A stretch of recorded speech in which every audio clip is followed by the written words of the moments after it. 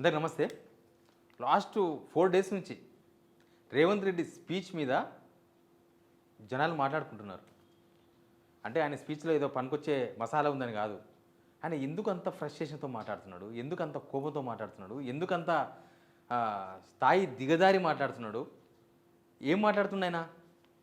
Press మీట్లు మాట్లాడితే subject ఉండలేదు, బహిరంగ సభలో సబ్జెక్ట్ లేదు, జడ్చల బహిరంగ సభలో ఏం మాట్లాడిండు, అంతకన్నా ముందు మామూనార్లో ప్రెస్ మీట్ పెట్టి ఏం మాట్లాడిండు, ఇక్కడ కోయడా మార్కెట్ దగ్గర శంకుస్థాపన చేసి ఏం మాట్లాడిండు? ఎందుకు రేవంత్ రెడ్డిలో అంత చిరాకు వచ్చింది? 2.5 years గవర్నమెంట్ అయింది, జనాల్లో అసహనం రావాలి. అరే ఏంది భయ్ గవర్నమెంట్ ఇట్లా చేస్తుంది అని జనాల్లో రావాల్సిన అసహనం రేవంత్ రెడ్డి ఎందుకు వచ్చిందో అర్థం కాలేదు.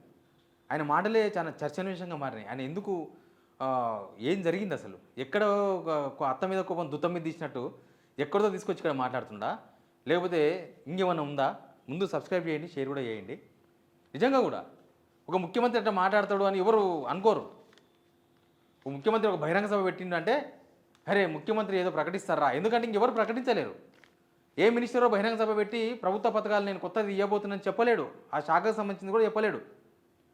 ఓ ప్రెస్ మీట్ పెట్టినా కూడా ఆ మంత్రికి సంబంధించిన విషయాలు మాత్రమే చెప్పగలడు తప్ప ఆ శాఖకు సంబంధించినవి మిగతా విషయాలు మాట్లాడలేడు. అంతమంది జనాలను తరలించి తీసుకొచ్చి సభ పెట్టి కేసీఆర్ మీద మాట్లాడేది ఏం మాట్లాడిండు?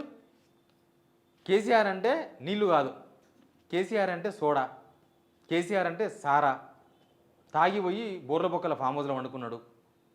ఈ ఒక ముఖ్యమంత్రి మాట్లాడొచ్చా? మీ గవర్నమెంట్ 2.5 years అయింది, ఇంకా అప్పటి గవర్నమెంట్ని నేను తిట్టుకుంటూ ఉంటా, ఇంకా నేను కేసీఆర్ని తిట్టుకుంటుంటా, కేటీఆర్ని తిట్టుకుంటూ ఉంటా, హరీష్ రావుని తిట్టుకుంటూ ఉంటా. ఇక్కడ జనం ఉన్నారు మధ్యలో, మీకు ప్రతిపక్షం మధ్యలో జనం ఉన్నారు. ఆ విషయం మర్చిపోతుండ్రు రేవంత్ రెడ్డి. ప్రతిపక్షంలో ఉన్నప్పుడు ఏం మాట్లాడినా నడిచిపోయింది, అది నడుస్తుంది. ప్రతిపక్షం ఉన్నప్పుడు ఆ అగ్రెసివ్నెస్ ఉండాలి. తెలంగాణ ఉద్యమంలో కూడా కేసీఆర్ మస్తు మాట్లాడిండు. తెలంగాణ ఉద్యమం నుంచి తెలంగాణ వచ్చిన తర్వాత ముఖ్యమంత్రి అయిన తర్వాత అవన్నీ మాట్లాడలేదు. అది అప్పుడు మాట్లాడేసినాం, ఉద్యమంలో మాట్లాడేసినాం, అయిపోయిందండి ఆయన, సింపుల్. కానీ ఈయన ప్రతిపక్షం నుంచి అధికారంలోకి వచ్చి మార్పు కోసం అని వచ్చి ఈయనలోనే మార్పు రాకపోతే ఎట్లా? రేవంత్ రెడ్డి గవర్నమెంట్లో 44,000 కోట్లు వస్తున్నాయి మందం అమ్ముకుంటే పైసలు గవర్నమెంట్కి. కేసీఆర్ గవర్నమెంట్లో 32,000 కోట్లు వచ్చేది. అంటే దగ్గర 12,000 కోట్లు తెలంగాణలో ఏమైనా ఇన్కమ్ పెరిగిందంటే ఓన్లీ మందువే పెరిగింది. ఇప్పుడు మరి సారబుడ్డి అంటే ఎవరి పేరు గుర్తు రావాలి మనకు? సోడా అంటే ఎవరి పేరు గుర్తుకు రావాలి? ఇప్పుడు మందు అమ్ముకొని మందు మీదనే ఆధారపడి గవర్నమెంట్ నడుపుతున్న ముఖ్యమంత్రి అట్లా మాట్లాడితే ఇప్పుడు ఎవరిని గుర్తు? 44,000 కోట్ల రూపాయలు జనాల పానాలు పోయినా, జనాల కార్యాలు కాలిపోయినా, జనాల కిడ్నీలు పోయినా, జనాల లివర్లు పోయినా, ఆ పైసలతో నా గవర్నమెంట్ నడిపితే మిమ్మల్ని ఏమనాలి? ఒక ముఖ్యమంత్రి ఒక్క అంశం ప్రెస్ మీట్ పెడితే ఒక్క పనికొచ్చే అంశం మాట్లాడతలేడు, బహిరంగ సభలో ఒక్క పనికొచ్చే జనాల యాంగిల్లో మాట్లాడతలేడు, శంకుస్థాపన పోయి అదే మాట్లాడుతున్నాడు. ఇప్పుడు కొత్తగా ఏమనలేదు కదా, కొత్తగా కేసీఆర్ ఉన్న రేవంత్ రెడ్డి పేరు తీసిండా? కొత్తగా ఏమన్నా కేసీఆర్ రేవంత్ రెడ్డిని ఏమన్నా అన్నాడా? కొత్తగా కేసీఆర్ ఉన్న రేవంత్ రెడ్డి మీద ఒక్క పల్లెత్తు మాటనన్న పేరు కాదు, పల్లెత్తు మాటనన్న మాట్లాడిండా? ఏమొచ్చింది మరి? 2.5 years గవర్నమెంట్ అయింది, జనాలు తీవ్రమైన అసహనంతో ఉన్నారు. జనాల అసహనం కన్నా ముందు ఈయనలో అసహనం ఎందుకు వచ్చింది? జనాలు తీట మీద ఉన్నారు. మన తెలంగాణ భాషలో బహిరంగ సభలకు వచ్చిన వాళ్ళు, లేకపోతే ఆ ప్రోగ్రాంలకు వచ్చేవాళ్ళు ఉసూరని వెళ్ళిపోతున్నారు. చాలు ఈయన మాటలు చాలు, ఇంతే. జనాలు కోరుకుంటలేరు. జనాలు రేవంత్ రెడ్డి ఎవరినో తిట్టాలనో, రేవంత్ రెడ్డి ఎవరినో అనాలనో, మీ సెటరిజం కూడా నచ్చలేదు జనాలకు. రేవంత్ రెడ్డి అవి సెటరిట్లా, తిట్లా, లాగుల తొండలెక్కించుడు, పంచాల తొండలెక్కించుడు, ఇవి ఎవరికి నచ్చలేవు. ఇప్పుడు అవన్నీ కోరుకుంటలేరు. జనం కోరుకున్నది వేరు. రేవంత్ రెడ్డి దగ్గర నుంచి, గవర్నమెంట్ దగ్గర నుంచి వాళ్ళందరూ వేరే కోరుకుంటున్నారు. ఏమనుకుంటున్నారు? కొద్దిగా చదువుకున్న వాళ్ళు ఏమనుకుంటున్నారు? రేవంత్ రెడ్డి దగ్గర సరుకు లేదు, అందుకే ఇవన్నీ మాట్లాడుతున్నాడు అనుకుంటారు ఎవరైనా కూడా. నా వీడియోలో కూడా నేను కూడా సరుకు లేకుండా ఏదో పనికిరాని ముచ్చట్లు చెప్తే నా వీడియో కింద కామెంట్ కూడా పెడతారు. ఎవరైనా అనుకుంటారు అది ఇంకా ముఖ్యమంత్రి మాట్లాడితే ఉండదా? అందుకే ముఖ్యమంత్రి దగ్గర సరుకు లేదు, ఏమి లేదు, అందుకే ఏడువైనా ఇవే మాటలు. ఇవన్నీ మీ గవర్నమెంట్ వచ్చిన కొత్తలో మాట్లాడేసారు కదా, కొత్తగా ఏం కాదు కదా మీరు మాట్లాడుతున్నది. మీరు గవర్నమెంట్ వచ్చిన కొత్తలో మాట్లాడేసిండ్రు. ఓ 6 months మాట్లాడినరు, 1 year మాట్లాడినరు, 1.5 year మాట్లాడినరు, 2 years మాట్లాడినరు. 2.5 years తర్వాత కూడా మీరు ఆ మాటను మాట్లాడుతున్నారంటే మీ పరిపాలన 0 మార్కులు మీరే వేసుకుంటున్నారు. మీ పరిపాలన బాగుంటే పరిపాలన ఎంత చెప్పుకోవాలి. 2.5 yearsలో దగ్గర దగ్గర ఈ 2.5 years చూస్తే మనకు బడ్జెట్లు ఒక 10 లక్షల కోట్ల బడ్జెట్. మీరు ఎన్ని పనులు చేసి ఉండాలి, మీరు ఎన్ని మాటలు చెప్పుకునే అవకాశం ఉండాలి, మీకు టైమే దొరకకూడదు. ఒక బహిరంగ సభలో ఒక ముఖ్యమంత్రి ఎంతసేపు మాట్లాడతాడు, అరగంట మాట్లాడతాడు, 30 గంట మాట్లాడతాడు ఎక్కువ. ఈ 10 లక్షల కోట్ల బడ్జెట్ల 2.5 సంవత్సరాలు పరిపాలన చేస్తే అసలు మీకు ఆ టైమే సరిపోకూడదు. మందిని తిట్టుడు కాదు, వాళ్ళ మీద తిట్టడానికే మీకు టైమే దొరకొద్దు. మీరు మీ స్కీమ్స్, లేకపోతే మీకు వచ్చిన ప్రశంసలు, లేకపోతే తెలంగాణ డెవలప్మెంటు మీరు వచ్చిన తర్వాత అవి మాట్లాడుకోవాలి. అవి మాట్లాడుకునే సిచ్యువేషన్లో లేరు అంటే మీ పరిపాలన 0 అని అర్థం. మీకే అర్థమైపోయింది. మీరు అందుకే దాని గురించి జనాలను డైవర్ట్ చేసేందుకో ఇంకేదో అనుకుంటారు. ఎంతకాలం పాత ప్రభుత్వాన్ని తిడతారు, ఎంతకాలం పాత ప్రభుత్వం మీద మాట్లాడతారు. పాత ప్రభుత్వం ఏం చేసిందో అది చేసింది.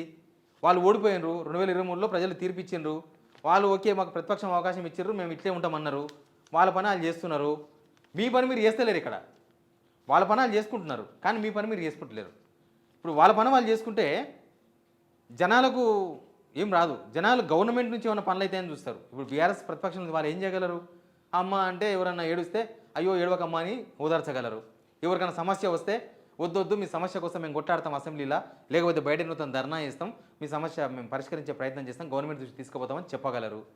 మీ ఫెయిల్యూర్స్ను జనాలకు అర్థమవుతారు చెప్పగలరు.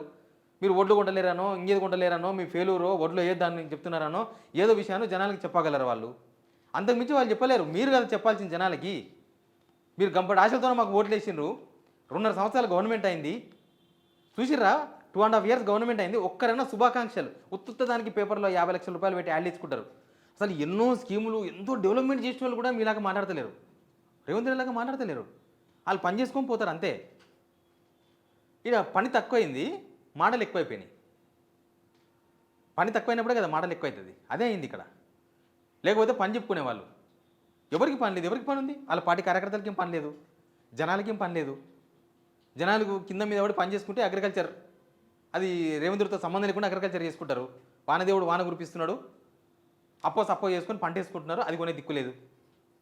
నిరుద్యోగులు అప్పులపాలు అవుతున్నారు అశోక్ నగర్లో ఉండి. అంతా రాష్ట్రం అంతా అప్పులపాలే కదా. రేవంత్ రెడ్డి మార్పు అనే పేరుతో అధికారాన్ని చేతపట్టుకున్నాడు. మంచి అవకాశం వచ్చింది రేవంత్ రెడ్డికి. ఎందుకంటే 17 years పాలిటిక్స్లోనే 17 ఏళ్ళకే 17 ఏళ్ళలో మామూలుగా ప్రైవేట్ ఆఫీసులలో ప్రమోషన్ కూడా రాదు. అట్లాంటిది 17 సంవత్సరాలలో ముఖ్యమంత్రిగా ప్రమోషన్ దొరికింది. కానీ దాన్ని నిలబెట్టుకోలేకపోయాడు. దాన్ని ఎంత అగ్రెసివ్గా, అందుకే ఆయన ఎప్పుడు ఆ పాట పెట్టుకుంటారు 3 రంగుల జెండా పట్టాను. ఎందుకంటే ఆ తర్వాత ఏం లేదు. ప్రశ్నించిండు, తొక్కుంటూ వచ్చిండు, అవి ఉన్నాయి కదా. ఆడికి ఆగిపోయాడు రేవంత్ రెడ్డి. అక్కడ ఆగిపోయాడు, ముందుకు వస్తలేడు. ఇంకా అంటే ఆయన ఇప్పుడు ఏం పాట రావాలి? ప్రజానాయకుడు రేవంత్ రెడ్డి, లేకపోతే ప్రజలందరూ మొత్తం బంగారం బాణాలు వేస్తున్నారు రేవంత్ రెడ్డి మీద, పూల బాణాలు వేస్తున్నారు, ఆ పాటలు రావాలి. ఆయన ఆ పాటకెళ్ళి అప్డేట్ అవుతలేడంటే ఇంకా ఆ పాటకాన్ని ఆగిపోయాడు. ఇంక అంతకు మించి ఏం లేదు. ఇప్పుడు ఎవరు ప్రశ్నించాలి? ఆయన్నే ప్రశ్నించుకుంటారా? బహుశా విజన్ లేకపోవడంతో ఇట్లయితుందేమో. విజన్ ఉంటే వేరే ఉంటుంది. వీళ్ళకి విజన్ లేదు, అర్థమైపోయింది. విజన్ ఉంటే తెలంగాణ ఇట్లా అయ్యేది కాదు. ఈ 2.5 years ఆయన ఫెయిల్యూర్ అయ్యేవాడు కాదు. అన్నీ ఫెయిలే కదా. విదేశాలకు పోయి ఎంఓయూలు చేసుకొచ్చుకుంటే ఒక కంపెనీ వస్తలేదు. ప్రభుత్వ ఉద్యోగాలు లేవు, ప్రైవేట్ ఉద్యోగాలు లేవు, చేసుకున్న వాళ్ళకు పని లేదు, పండించిన వాళ్ళకు పంట కొనేది లేదు. ఇంకా మీ విజన్ ఏమని అర్థం చేసుకోవాలి తెలంగాణ ప్రజలు? ఈ తిట్ల పురాణమే మీ విజనా? ఈ బూత్ పురాణమే మీ విజనా? అదే అర్థం చేసుకోవాలని జనం. ఎప్పుడైనా సరే మెచ్యూరిటీ కావాలి కదా. 2.5 years తర్వాత ఆయనలో చాలా మెచ్యూరిటీ రావాలి. ఆయన భాషలో మెచ్యూరిటీ రావాలి, ఆయన పరిపాలనలో మెచ్యూరిటీ రావాలి, స్కీమ్ల ఇంప్లిమెంటేషన్లో మెచ్యూరిటీ రావాలి, డెవలప్మెంట్లో మెచ్యూరిటీ రావాలి. ఏమనంటే చైనాతో పోటీ పడుతున్నాం, అక్కడ దాంతో పోటీ పడుతున్నాం, దీంతో పోటీ పడుతున్నాం. ఎవరు నమ్మాలి ఇవన్నీ? బట్ ఆయన మాటలు మాత్రం ఎవరు బేర్ చేసే స్థాయిలో లేవు. తెలంగాణ ప్రజలు రేవంత్ రెడ్డి మాట్లాడుతున్న మాటలను ఎవరు భరించే స్టేజ్లో అయితే కనిపిస్తలేదు తెలంగాణ. Please subscribe.